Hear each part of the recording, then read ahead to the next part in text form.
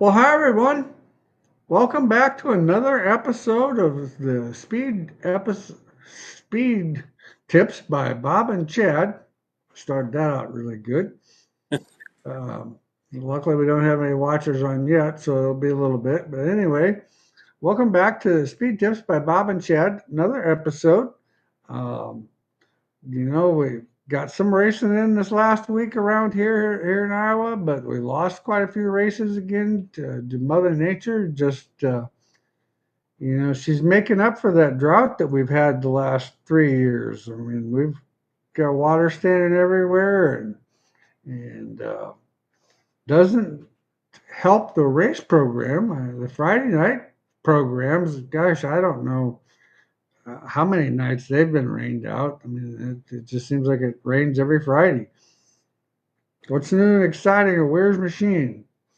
Oh, not too much. We've had a couple pretty good weeks. We got to do some factory support there. We had to go for 50 at Deer Creek a week ago, and then that was pretty good, except for Saturday got rained out.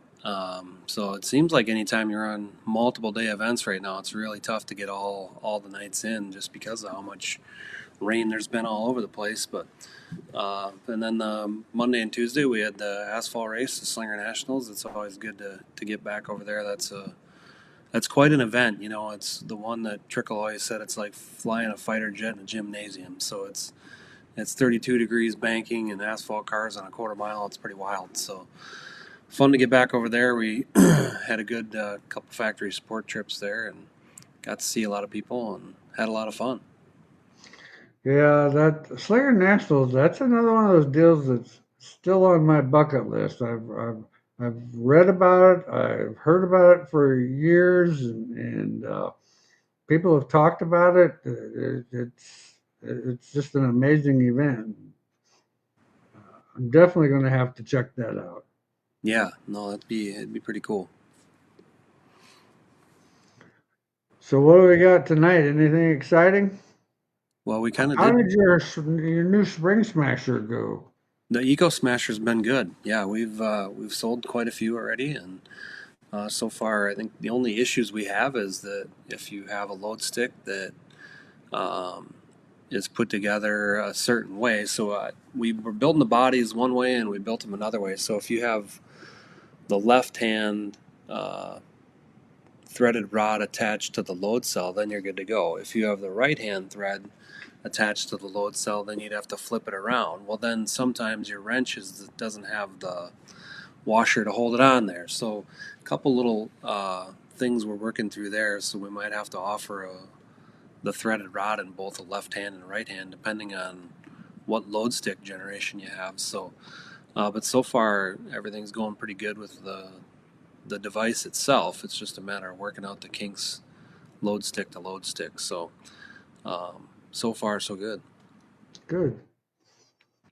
Yeah, we ordered one in for stock. Haven't actually opened it up and looked at it yet, but we thought we'd put it together and put it up front in the showroom.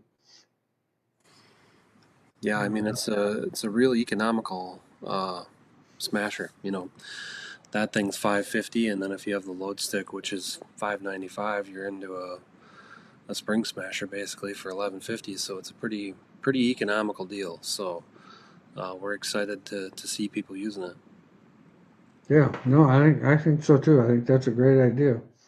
We've had all kinds of people want a least expensive option, and then Ricky Alvarado last year at Super Nationals came up and he's like, I want to show you a drawing. And he showed me the drawing. I'm like, that's it right there. That's the Eco Smasher. That's what we've been looking for. Not we can take the Ultra Force machine and make a welded frame cheaper version, but I just feel like that thing flexes too much if you build a welded frame and, why change the template we've been doing. So this was a real good way to get the economical one done. Jeffrey's asking if you have any pictures. What Yeah, there's all kinds of pictures on there YouTube or Facebook.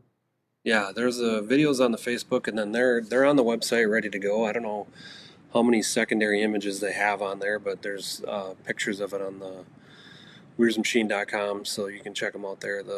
WM511. So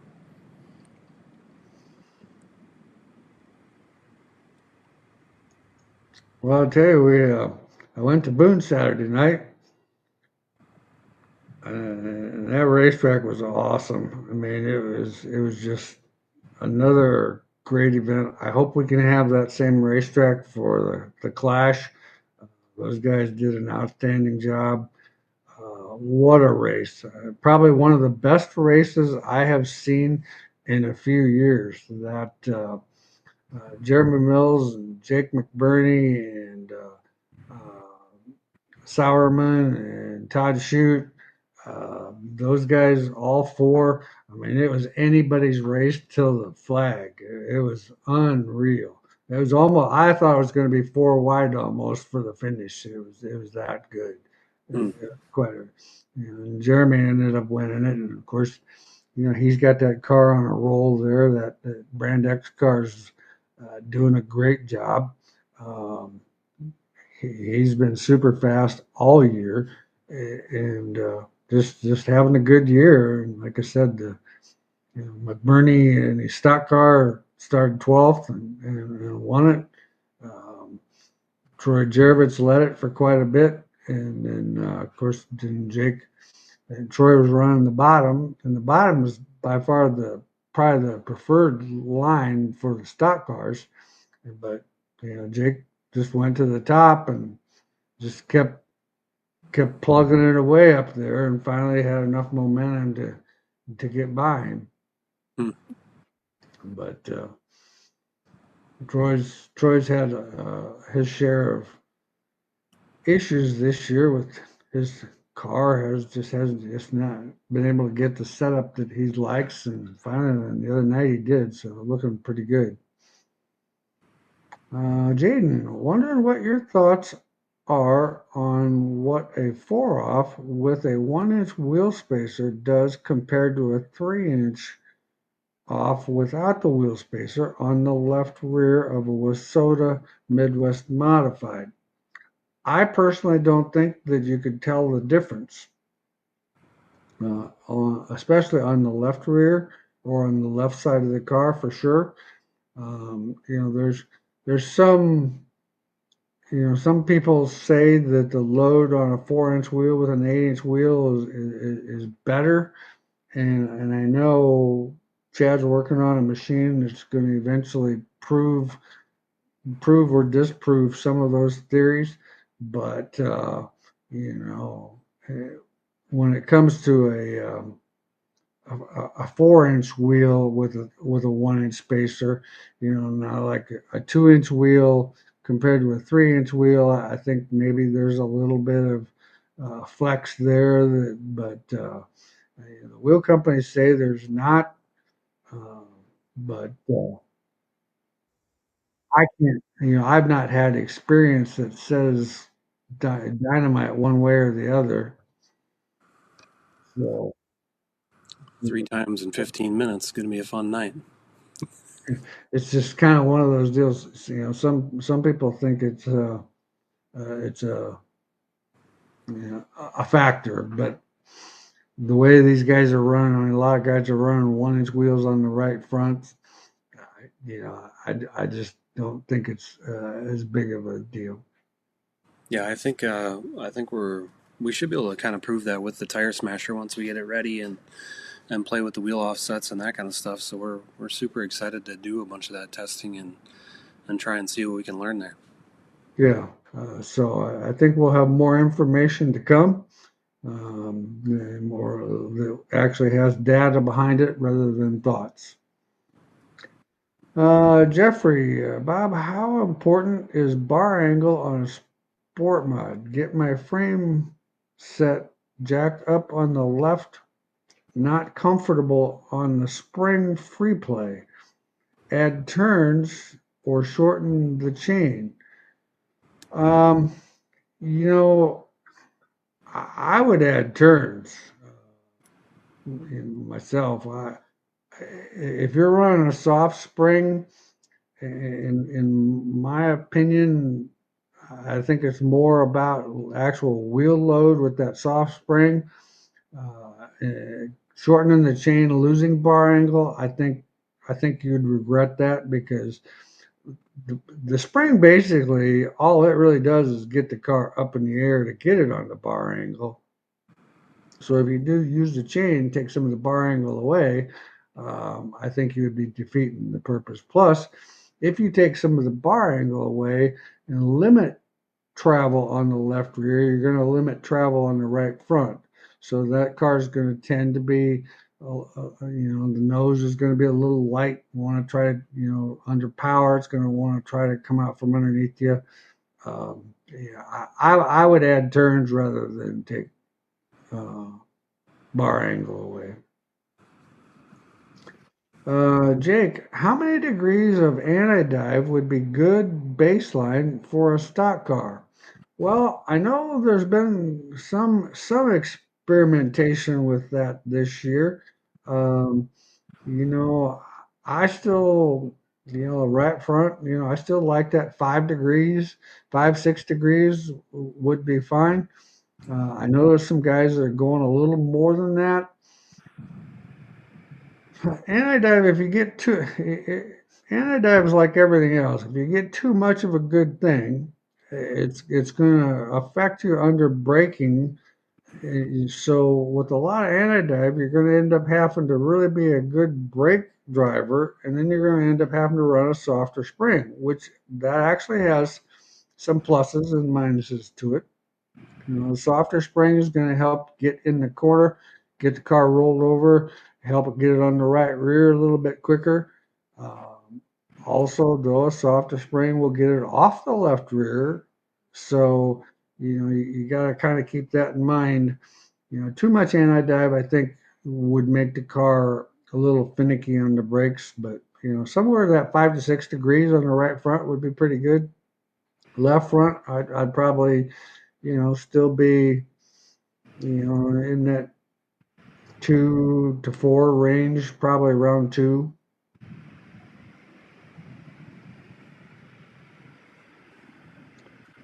There's a lot of experimenting going on with that. That's kind of the big thing in the front end world today is that anti-dive. There's a lot of I mean, all our stuff is made with pills, and we found that some drivers, the way they drive, and I still believe it all depends on how they use the brake pedal, on how that anti-dive works for them, and it can be an advantage, and then it can, kind of be a negative too. So. Now, in the stock car world, legally, you can't do that. You have to, I mean, it cannot have slots. Well, it can have slots, but they have to be welded up. You can't change them.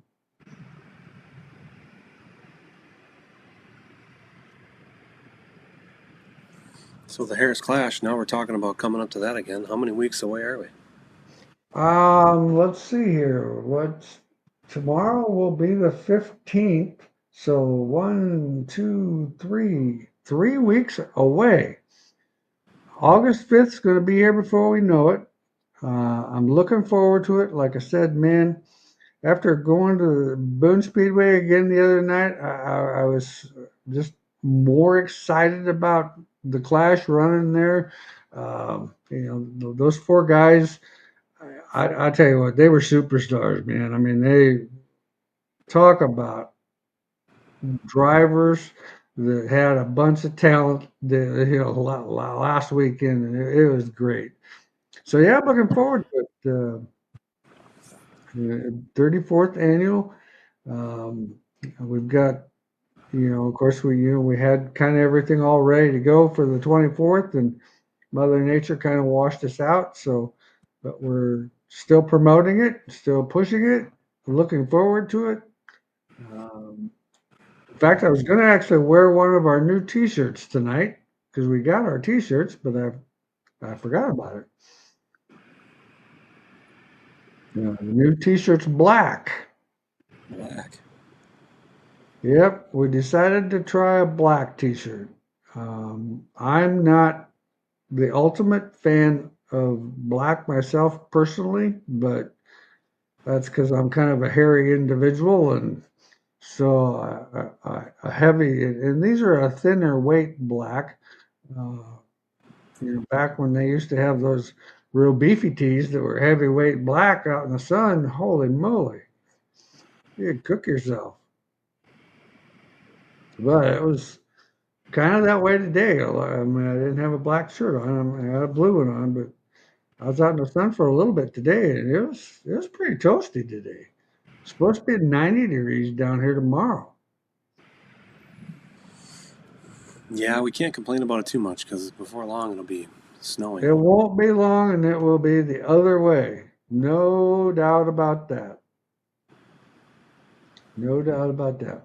Well, we've got plenty of room for questions. If anybody's out there needing any questions or needing any answers or suggestions or thoughts or anything that we can possibly do to help you guys, we enjoy this show and enjoy all of you guys as customers and look forward to every other Monday night.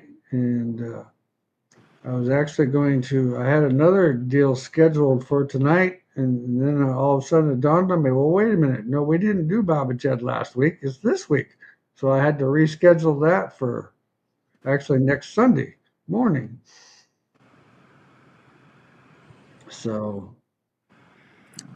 Suppose we could talk about some maintenance stuff. We've been seeing some things at the track now that we've been to the track again. I know we preach maintenance, but we were at the Go for 50 and we worked on a couple pull bars that were a little subpar. This is the time of year where, you got half a season in and you need to take them bushing bars apart, clean them up, put new bushings in them, get them freshened up. And, on our can style bars have a window to inspect so that, like IMCA can see in there that there's no Belleville washers or bump springs or that kind of thing. So that window, though, people just overlook taping that stuff up to keep the dirt out of there, and that really doesn't do well for the pull bar bushings. And yeah, that's kind of a dirt magnet if you don't tape that up. yeah, anytime you have grease and dirt, it doesn't work. So that's one of the things we've seen. We also had some thread engagement issues. People getting a little bit risky with how much thread they have in a trailing arm or thread they have in a panhard bar. So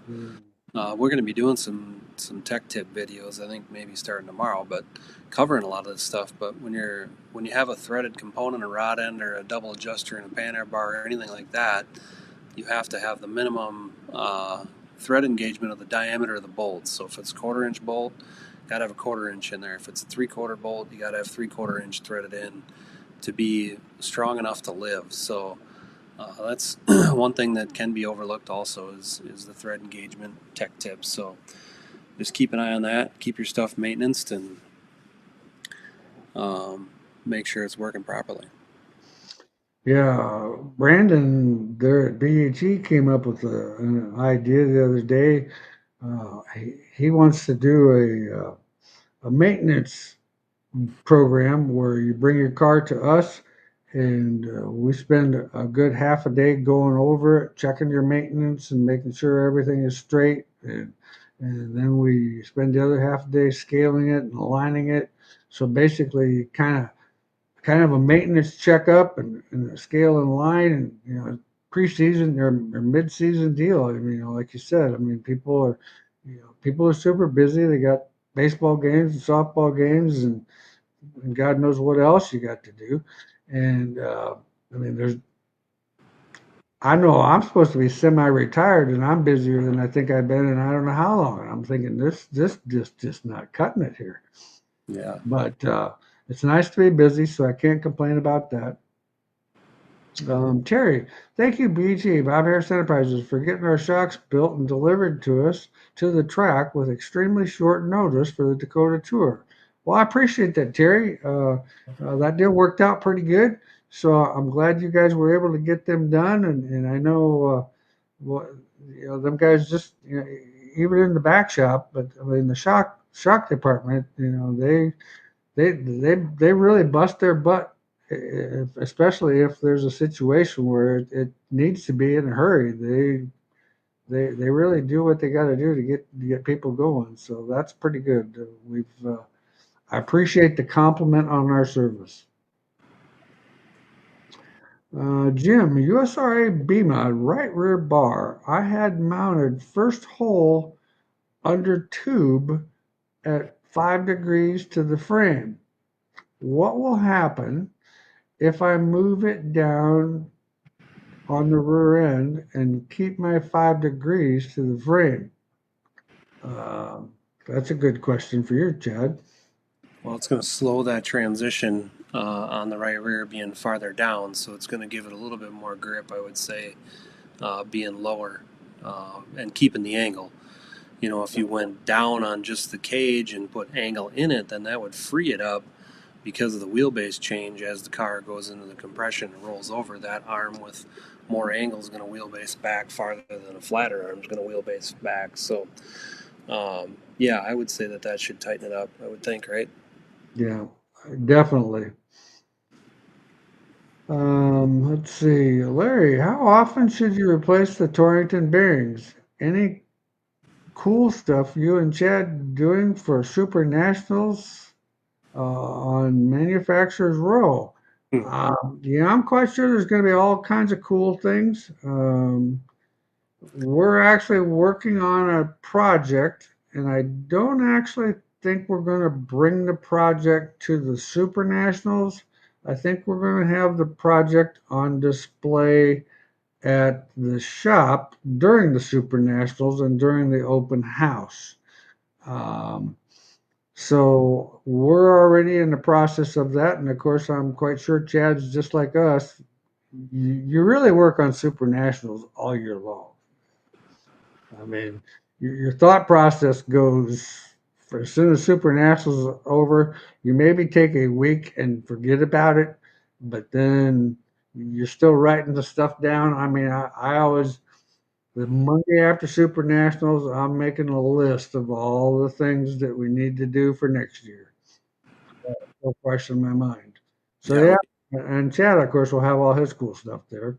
yeah, we had our first meeting today about it, and we're trying to find something cool to give away. I mean, we've been giving away koozies for 15 years. How many koozie designs can we come up with, right? But you know, we're trying to look at different things we could possibly give away. You know, and then you got the guy that lives in Boone there that steals the koozies and sells them at the garage sales. So yeah, we're working on Super Nationals. It's my favorite week of the year. I mean, it's such a huge event. And it's so great to see everybody from all over, and so we're gonna have tons of new stuff there.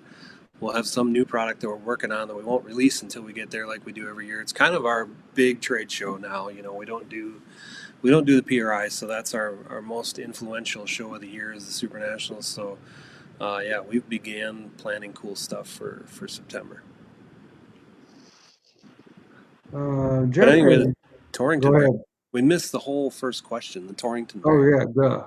Maintenance. So the Torrington bearings really depend on how well you maintenance them.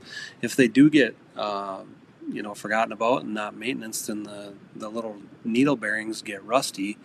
It's going to be hard to get them to come back. So if you properly maintenance them, you keep cleaning them and keep the rollers, nice and clean and shiny. As long as they're spinning free, I'd keep using them.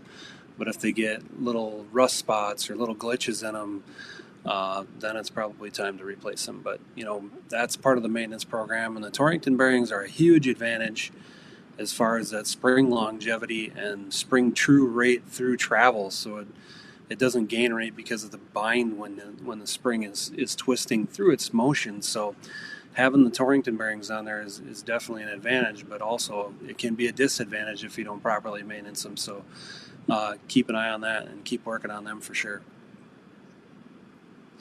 Jeffrey, Bob, what lower ball joints do you use in a modified? Well, our modified uses I think it's a plus. I could be wrong here, but I think we use a plus half on both sides. I know our sport mod used to use a plus half on the left side and a standard on the right side. But I think we've actually went away from that too. And I'm pretty sure they're both plus. They're either just both standards or both plus halves. I think they're both plus halves. I'll actually have to check on that tomorrow because I, I don't get the privilege of working on a lot of that stuff anymore. So some of that stuff kind of just goes right on through, or I should say, it doesn't stick like it should. So,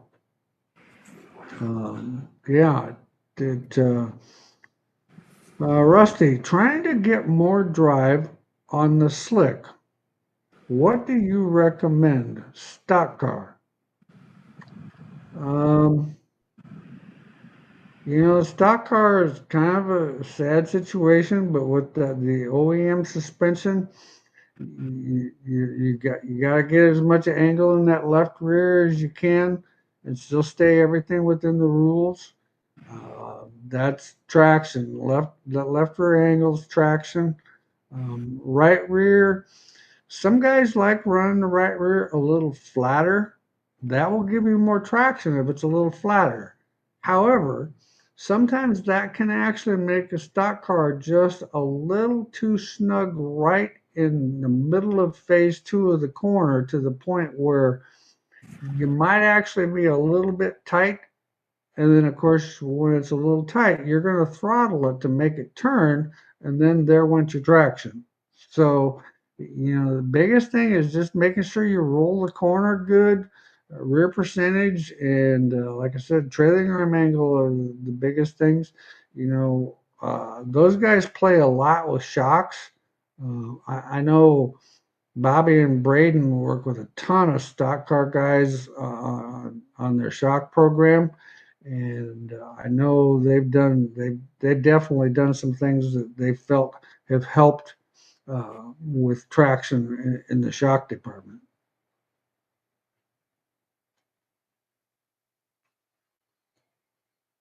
Okay, on a stock car, when trail braking on a slick track gets tight in the center of the corner, how do you differentiate between too much left rear drive and too much on the right rear? Any suggestions on a fix? Well, it's kind of like just like what we just talked about.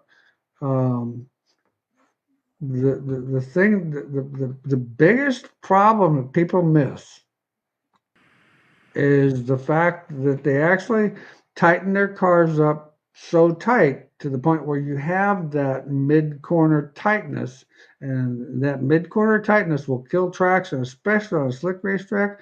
It'll kill traction for sure. So you just keeping I like keeping a little bit of bar angle in that right rear bar, and then run as much angle as I can in that left rear bar so that the car rotates and still drag races off the corner. That works really well. I know a lot of guys don't run much stagger in the stock car stuff. Um, I think if some of them would run a little bit staggered, they would figure that they would pick up speed in the middle of the corner to the point where I don't think it would hurt them as much as they think it will off the corner. The biggest problem is everybody's so focused on off the corner, and so they tune the car to get off the corner, but phase one and phase two is more important than off the corner, actually. You can pick up more speed, corner entry and mid corner, and lose traction off the corner and still be faster. It's all about rotating that middle of the corner. The race is always the fast car that's in the middle of the corner is the car that's going to win the race. Let's see here. Um, and thanks to Bobby for giving me a quick tour of the place while I stopped in to get some parts. Well, we appreciate you, Owen, and I apologize. I didn't. I came down out of my office. Owen Barhill was stopped in there the other day, and I knew I recognized him, but I mean, I'm so used to seeing him in his fire suit that I wasn't. I probably wasn't as cordial as I should have been. So I apologize, Owen. I didn't mean to be not stop and chat with you. I don't know. My brain must have been on a mission somewhere, and it said hi. I walked by, and Then I realized later, oh, that was Owen. I should have said hi. Um, Jake, on a USRA stock car, if I bottom out the frame onto the lower A-frame, what kind of thing happens when that happens, and how do I stop it from happening without putting, let's see here, without putting more load in the spring while I'm running an 800-pound spring now? Um, what's your thoughts, Chad?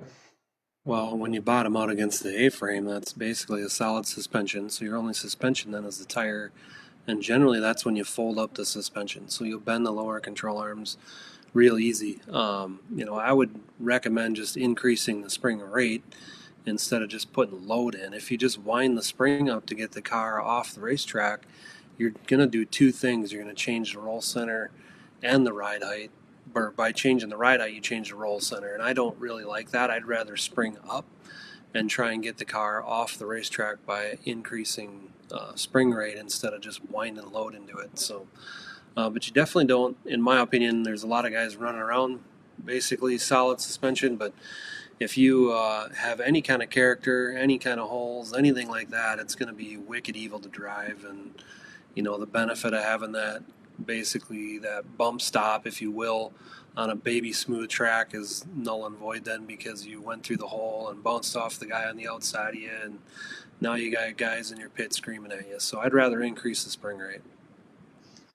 Yeah, I mean, doing what you said, putting more load in that spring is about the only option you really have. That would be the only suggestion that I could actually tell you. Yeah, either increase the spring rate or try putting more load in that particular spring. Bo wants to know gear for Boone on an IMCA stock car. Well, that's a great question. Um, I wouldn't have a clue, but I can definitely find that out because I got two guys that work for me that were racing at Boone. Um, and I can try to have that information for the next show. Otherwise, feel free to call the shop and ask to talk to Troy or Braden, and they will be more than happy to give you any recommendations about Boone. Like I said, Troy ran second last weekend there.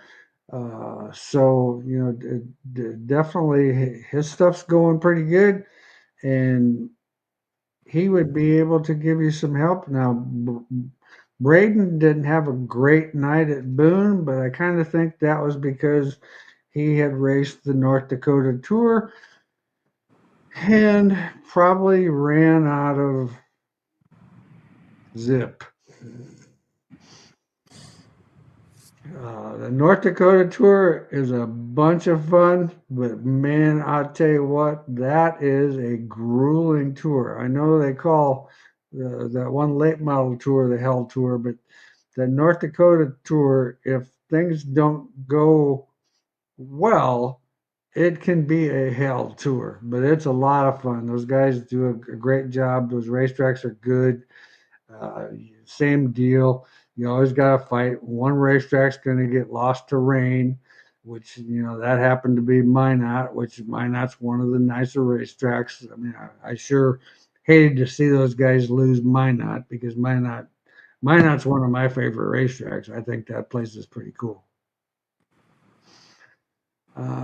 Taylor, gents, I have a Thunder car at Elko Speedway, 3/8 mile asphalt, and I'm having trouble center off. Super tight in the center and then loose off due to the tightness in the center. It seems like something is binding. Anything you can recommend? Um, I don't really have a whole ton of asphalt advice. I mean, Chad's been around the asphalt a whole lot more than I am. Um, Yeah, if you feel like you have a bind, you just need to get all the springs and shocks out of the car and move the suspension. And even probably before that, if you just sit it on the ground and you have you and your buddies push the car all the way down, you'll notice, the noises or whatnot when you put the car through motion. It's hard to tell that on the racetrack who's squeaking because of the engines, but when Bob has a cool video of the school where he brings the car in the shop and the guy's pushed down on the front of it and it screeches really loud. And you can also take a load stick and put a load stick on each corner and pull the car into motion. If that load stick through its motion doesn't increase, at a steady rate and spikes, then that's going to tell you where the bind is. We've seen all kinds of data with the load stick on the cars. It's basically like a little pull down rig. That's what pull down rigs do. They find the bind. So using a load stick to put the car into motion, whether it's a pavement car or a dirt car, you need to be checking this stuff and making sure that your suspension is working properly, and pulling the springs out, the shocks off, and moving the front control arms up and down. Having your hand on that is the best way to feel the smoothness of all the joints and making sure everything is operating properly. We preach it all the time on here, and it's where races are won and lost. It's the most important part of the game. Yeah, you definitely got to figure out that mid corner deal, because if the car's got to roll through the middle of the corner, um, and if it doesn't roll through there and turn in the middle of the corner, I don't care what you do for traction off, it's not going to be there. In fact, what happens is most generally you do things to get traction off the corner, and that makes the mid corner problem worse. So then you're really fighting a battle. Matt, on a BMOD, just wondering what a light left rear spring does compared to a stiffer spring on the left rear. Well, what the softer spring actually does, keep in mind the end result, or your end traction, is still all about the trailing arm angle that's in the left rear. So using a lighter weight spring with more load on it will actually allow the car to get up on that bar, get up on the bars as they call it, get up on that bar a lot quicker and gain angle so that you can have traction to that tire. Spring itself, when you're in the middle of the corner throttled up, there's probably not 20 pounds on that spring. I mean, that left rear spring has virtually hardly any load on it whatsoever. The left rear spring, definitely helps. Now, that being said, with a softer left rear spring with load in it, you've got to drive the car a little differently getting into the corner, because you need to be a good trail breaker. Let the car roll in and turn on its own. If you try to muscle it like what you could do with the stiffer springs, the car is going to try to get out from underneath you, and if you lift, the car is going to fall on the left rear and it's going to push the nose, and so it's a little bit trickier to drive, but the end result is getting the car up on the bar quicker to get more traction through the trailing arm angle.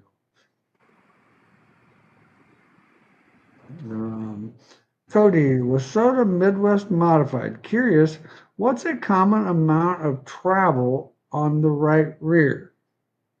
I don't know. In my opinion, 2.5 inches is pretty good. Two to 2.5 inches is not. I mean, we used to see a lot of travel on the right rear, but nowadays we're finding out that we don't need all that travel on that right rear. In fact, we actually want to take some of that travel away from it, because we want the tire to gain load and not let the spring compress and gain movement. Because if you had 3 inches of shock travel, that means you're probably a little softer spring. Well, softer spring is going to get you body roll, but it's not going to get you weight transfer to the actual right rear tire. And the key now is getting traction to that right rear tire and getting side bite in that right rear tire. The tire rules that we have, we've got to do everything we can to make the best out of them. and get as much side bite as you possibly can. So, uh, yeah, I would say 2 inches is probably pretty common. Um, okay, hello guys. What is a good starting point for a left front chain droop on an IMCA modified? Heat race or probably 1.5 inches seems to be a pretty common number. We kind of play between, like on McBurney's car, we kind of play between 1.5 inches and 1.25 inches. Sometimes we'll go down to an inch, and on the stock cars we'll actually go. And of course, we can't actually do it with a chain on the stock car. You have to do it with shock shaft links. But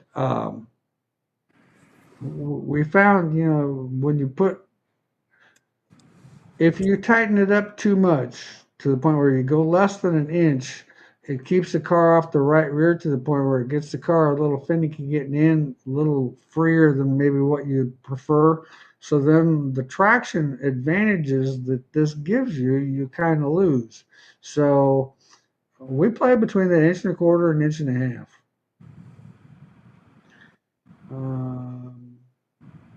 But Taylor said, thanks. Jamie, can left rear extended spring load be measured with a load stick? If so, what is the process? Yeah, so once you get your car scaled and you establish your center to centers at ride height, you'll document that. And then I don't know what kind of car you got, Jamie, but if it's a stock car or a B mod or an I A think mod it's a stock car.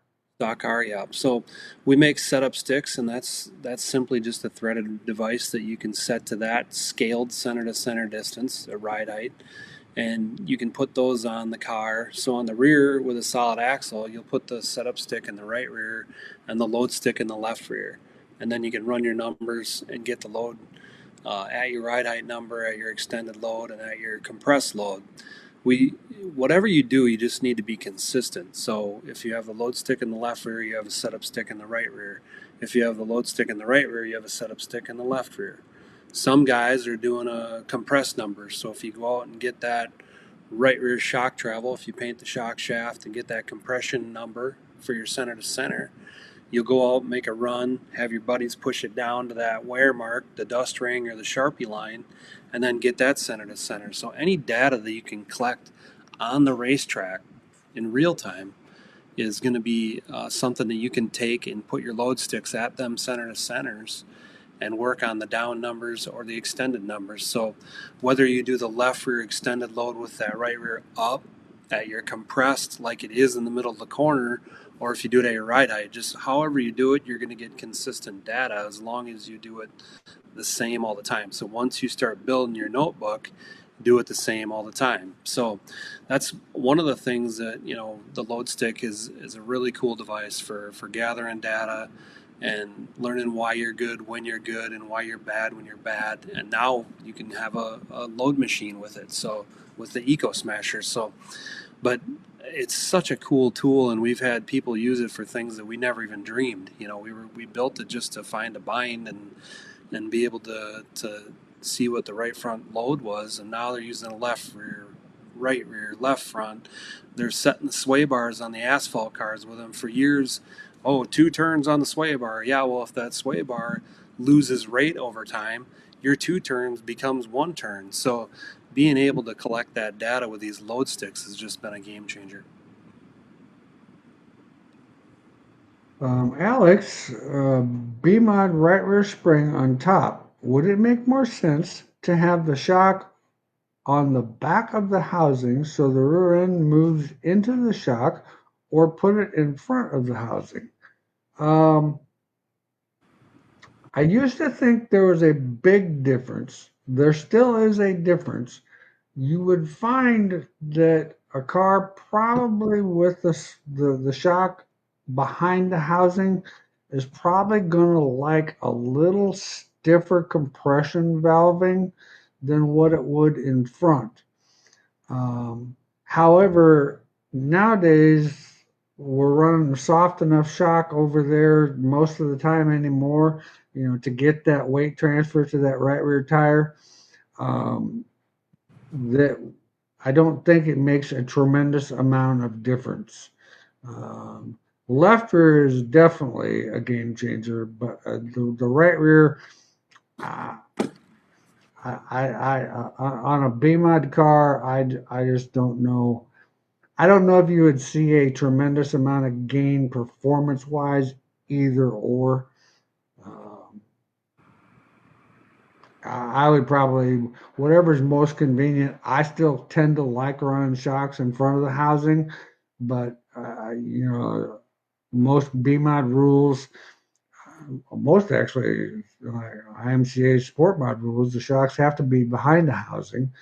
And I think with soda is kind of the same way. Well, I think you can be in front or you can be behind, but they both have to be. You can't stagger the shocks with soda rules. So it kind of just all depends. And I'm not familiar with the USRA rules to see what. I'm not super sure what that would actually be. But I don't know. Like I said, in my opinion, I don't think you're going to notice a huge performance advantage one way or the other. You will find that the shock, if you use it like a 3 compression shock, it's going to make the car feel a little bit softer behind the housing than it will in front of the housing. But minimal, minimal. It would take a driver like Zach Vanderbeek who can feel every pebble on the racetrack to be able to tell you that that was a big difference. Or Dave Kane. Those two guys have got amazing feel, just amazing. They can tell you more about a race car than it's just unreal. Um, Jamie, have you messed with building setup sticks for dynamic heights? I'm considering doing this and either scaling the car or moving the load stick corner to corner and recording the numbers. Yes, for sure. This is where this is going is, and I've been doing this since I was an asphalt crew chief. I don't really care what the car is at the flag stand. I only care what it's doing in the middle of the corner. Like Bob said earlier, phase two is where it's won and lost. Well, at the flag stand is just the amount of horsepower you have. So I always did everything dynamically. So I had setup sticks for my ride height center to center. I had setup sticks for my compressed numbers based on how much travel I was getting. And back then we didn't have load sticks. So I was just doing it simply to be able to set the car up, caster camber, tow, everything on jack stands. So I could go to a race and my brother could rip the right front off and I could rebuild it on jack stands because I knew where everything was based on my setup stick. I knew where everything needed to be. Caster camber it, tow it right on the jack stands, go right out, line up for the B main, and he had all the confidence in the world that the car was going to be perfect, just like it was, because of all of my setup sticks and all of my notes and all of my data that I took on the car. So like I said, the one of the best late model teams in the country right now is doing everything dynamically. So he has sticks all set. He's doing everything dynamically, measuring all of his arms, his loads, everything. Like I said, he doesn't care what he's doing at the flag stand. We're tuning that down position where the car's got a handle. We want to make sure everything is perfect there. That's the most important phase of the corner is phase two, and that's where you want to look at that stuff and collect all the data. When they do data acquisition, that's what all the engineers are looking at. It's phase one, two, and three. They don't care about straightaways. So why would we set our cars up just sitting there at ride height? I mean, things change dynamically. So I would say yes, you definitely want to look at everything dynamically. Chris says USRA stock car, left rear spring, 16-inch, 100-pound spring. What do you think about the spring pros and cons? Um, I think it's a pretty good idea. I do feel it might be just a little bit on the light side for that weight of car, you might be better with a 125, but the concept is the same. What you're using that tall spring, you're loading that spring with a lot of load because once again, it's the same thing that we talk about with a modified sport mod, B mod, whatever. Your traction is all about getting angle in that left rear bar. So however we can get angle in that left rear bar quicker is going to give you more steer. It's going to allow the car to rotate the corner a little better, but it's going to come off the corner like Jack the Bear. And like we talked about, the race is won in the middle of the corner. If we can get a little more steer in the middle of the corner, go down in there and rotate and let that thing turn so that it's when we're ready to come up off the corner, now we've got that spring is pushing that tire down and creating more drive angle in that trailing arm. That's where our traction is coming from. So I don't think it's a bad idea. I mean, like I said, we're usually our normal recommended setup is usually a 125. But like I said, that's just the weight of the car, 100 pounds, you're on the edge of being a little soft. Jamie said thanks. Alex wants to know right rear spring pros and cons. Tight Um, helix, TH. Tight news. Um, I'll let Chad talk about that one. Yeah, I mean it's kind of like what you talk about left rear, right? We want a tall, soft spring wound, like the coils are super close, so it has a unload rate that's really fast. So the tight helix is kind of the same theory on the right rear, which my engineers and we don't agree with it because when you get the right rear to where it is the tight helix and it has a fast open rate, the faster the car climbs on the right rear, the faster the car loses right rear grip. So we've kind of went away from the theory. We don't really like it as far as what my engineers are telling me. And the other thing with the tight helix is when the coils are that close and you get some character, like I said earlier, when that right front is bound up on the control arm, when that tight helix spring goes in the corner and it travels the coil bind, your buddy on the outside is going to get the effect of that, or the wall. So if you're running the cushion with a lot of character, or the track is rough, you throw that thing in the garbage, take it out, or you're going to have a rough night and you're going to wish you didn't have it in there. Um, a lot of people don't care for it. Now, I know there's some guys, depending on driving style, if you're a smooth, straight driver, run around the bottom of the racetrack, um, I could see where that could possibly have some advantage, possibly. But you have to definitely be a more smooth racer. Two of the racers that I know that run that spring are unbelievably smooth racers, and that just tells me that the guy that turns the car at the flag stand, he's not going to like it because it's going to bounce off of stuff and it's going to change rates and oh my gosh, but whatever. Um, Jeffrey, Bob, that gentleman you asked about bottoming out on the A arm, would a longer lower ball joint help him? Well, yeah, it could help him in that situation. However, the problem when you start changing ball joints, now we start changing the roll center. So now we change the whole makeup of the whole front end to the point where what you're trying to fix, yeah, it could help. But the other things that are undetermined, you're you're shooting at the moon because you don't know for sure how it's going to affect the rest of the car. I mean, you could throw the dice and it might be good. You could throw the dice and it might be bad. Unless you had a computer program and went through and did all of the geometry work so that you knew exactly where the roll center moved to and how much it changed up or down, right or left, because that's going to actually change the car almost as much as that other situation. So I know people have done that, but I shudder.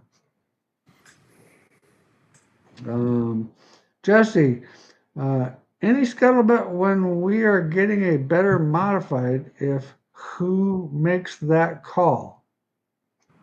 Um, well, depends on. Well, I'm not super duper sure what you're talking about there. There's a lot of great modifieds out there. I'd have to elaborate a little.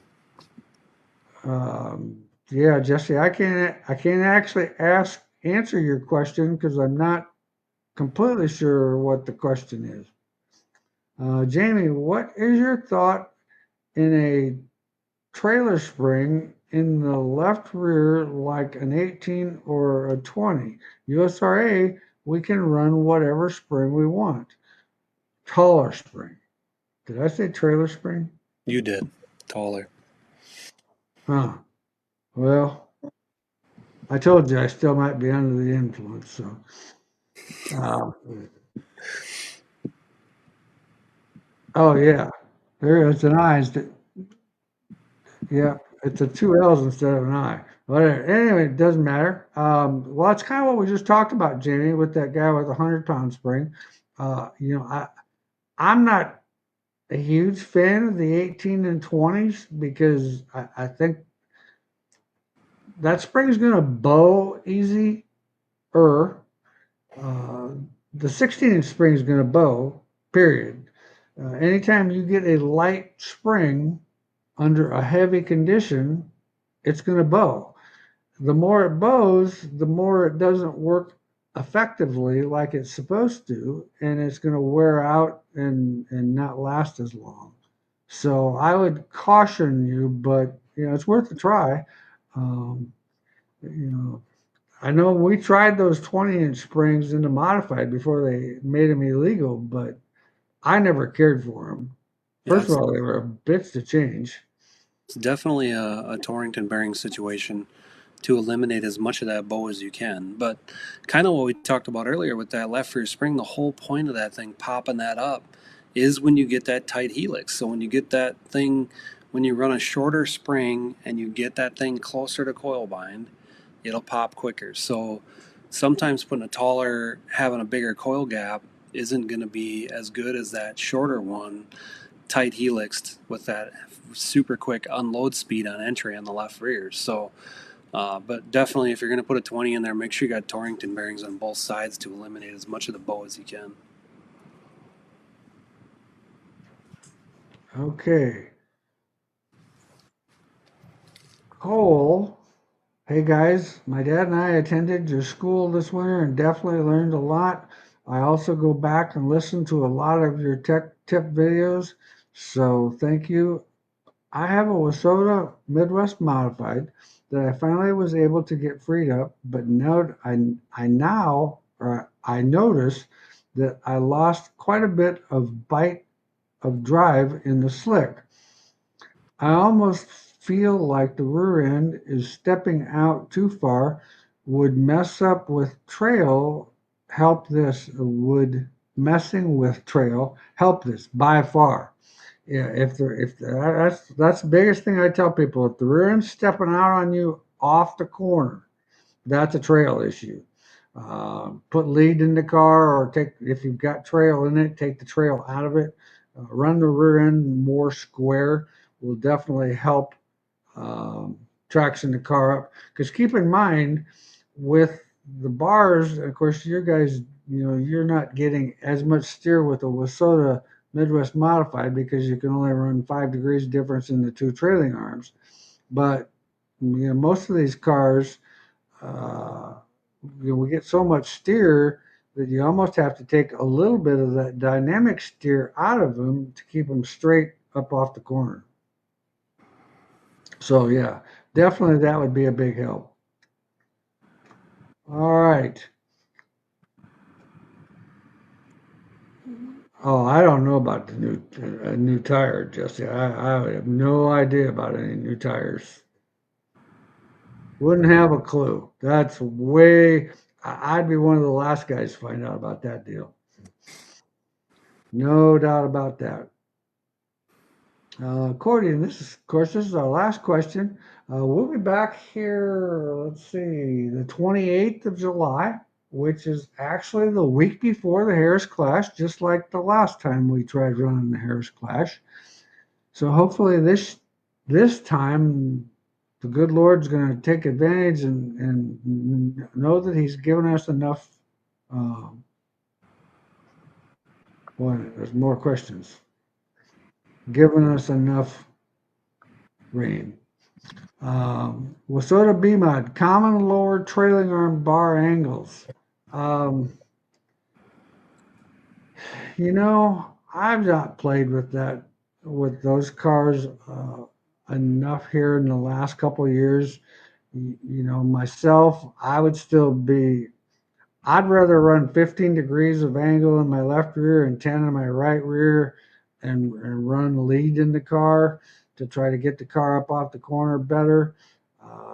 But you might want to ask, some of the guys that, Dave Kane would be a good guy to ask about that. He's up there. He works with those guys on weekends and during the weekend and on weekends, and he's definitely more in touch with that than probably what I could safely answer. But until I would learn differently, I still like that, 15 and 10 or 12 and 7 in that neighborhood somewhere. Connor, when's the best time to run more bleed left rear shock, and when's the best to run a less bleed? Well, the more bleed you run, the softer it's going to feel, and it's going to be slower. The 1 inch number is going to be a little bit less. It's going to have less the old fashioned hand dyno feeling. It's going to feel softer than one without bleed in it. It kind of just all depends on what you actually are wanting to accomplish with the bleed. I'm not a huge believer in running a lot less bleed. I mean, I still think that the shock itself needs to have a little bit of bleed in it to get the car to get everything. The problem you run into if you don't have any bleed in it, the thing's just going to be so stiff, and the tire that we're running, it's just not. They're not going to like each other all that well. So, but it depends on what corner you're talking about, on how much bleed you'd actually run, because I know our stuff is different whether it's a right rear or left rear. And our left rear stuff is different depending on the driver and what the driver actually wants the car to do. Okay.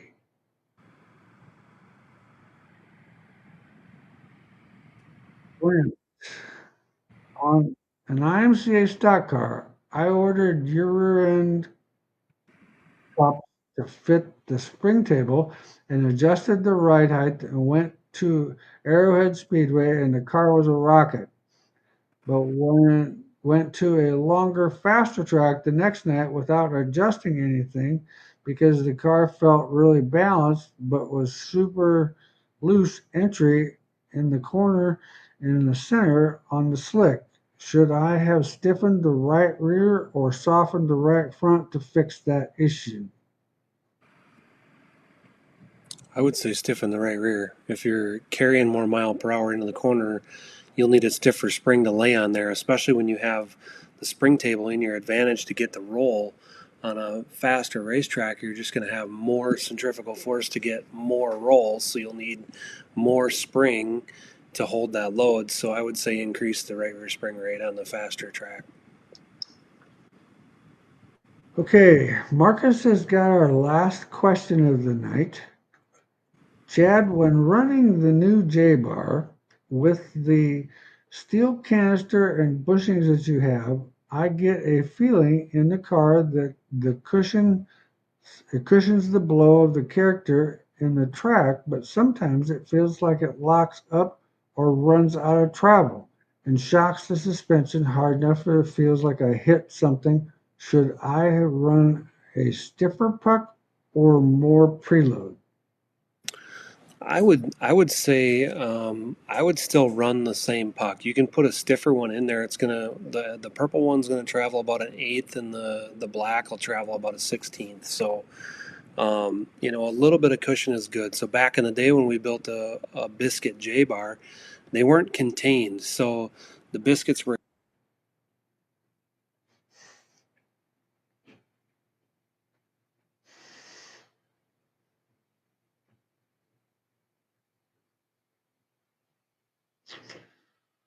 Well, we lost Chad. Um, Here we go.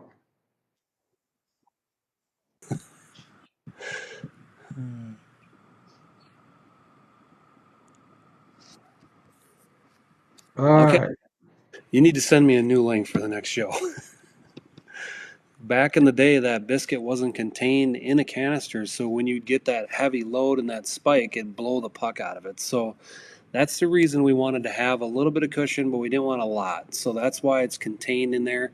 If you have the purple in there, you're traveling about an eighth. If you have the black, it'll be a 16th. But when it gets solid and shocks it, it's just like a solid J bar. Then it's going to shock it no matter what you have on there. So I don't think there's anything wrong with what you're feeling. If you want to tune it and try both of them, but if you just preload it more, it's going to hit the inside of the can and lock up quicker. So I'm not too concerned with what you got going on there. All right, everybody. A lot of great questions tonight. We appreciate everybody's input and questions. And till next time, we will see you again in 2 weeks. And everybody hopefully have some dry time where we get to do some racing and go have some fun. All right. Thanks, Chad. Yep. Thanks, everybody.